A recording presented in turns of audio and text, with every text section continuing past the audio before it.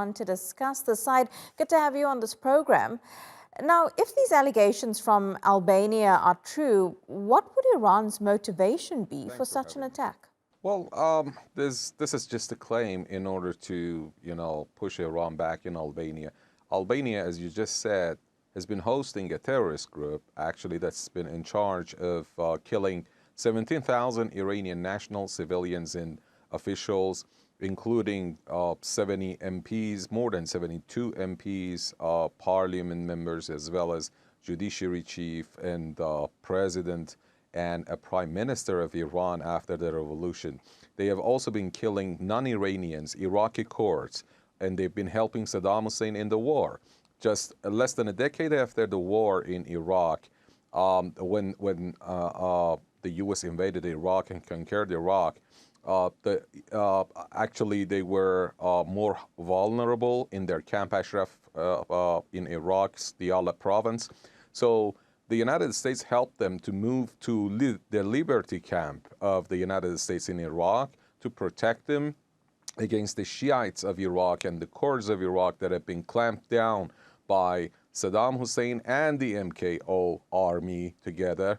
And they were also not immune from Iran's reprisal because they have been attacking Iran alongside the former Iraqi Ba'athist regime. And then they wanted to move them out, but nobody agreed to host them. Throughout the world, no country agreed to host them because nobody wanted trouble. So the United States removed the terrorism label, followed by the EU as well as the UK, in order to pave the way. And they only found Albania. And ever since then, the MKO has been ruling on Albanian authorities. They've been in charge of many smuggling, and they've been, running the country somehow in the camp. If you ask Albanians, there are top Albanian editor-in-chiefs, journalists, who have escaped from their own country for the fear of the terrorist group. When Donald Trump was in office, Bolton and Donald Trump promised Albanian Prime Minister a lot of help, financial help, if he allowed MKO to continue operation so easily. They have now also, the MKO and the camp in Albania, they have also, been operating in the soft warfare. More than 1,000, 2,000 of them have been sitting to the laptops and computers. There have been pictures from them, and there have been films and videos released from the chamber. They've been attacking Iran. They've been attacking Iranian infrastructure. They've been running a fake news campaign against Iran for the past several years. So now I believe this is somehow kind of hostility towards Iran as the JCPOA talks has started a tough stage, and there is a willpower between Iran and the United States. They are using leverages against Iran. Of course, this all plays into the JCPOA. Washington has condemned the cyber attack that they've blamed on Tehran. What do you think the response will be from Iranian officials? Well, we are used to this kind of behavior by the United States and its proxy states.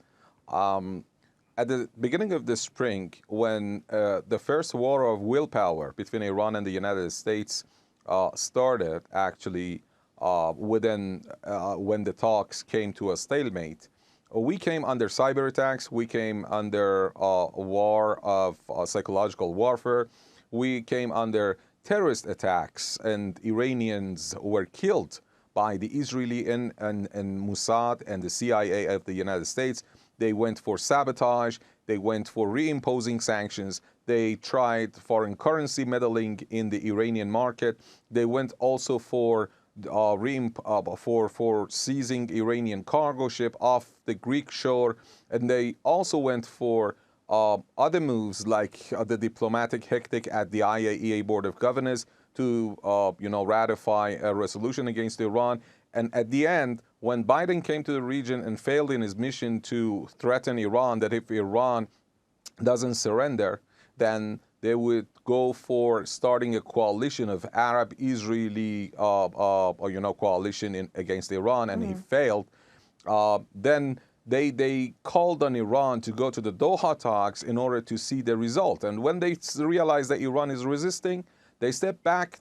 Just 3 weeks later, according to the EU officials, they offered Iran 40% of what Iran wanted. We are approaching a cold season, and they know that this war of willpower will end up actually in the Europeans' loss. And it appears that Biden is going to, toughen in this stage at the price and at the cost of human lives in Europe.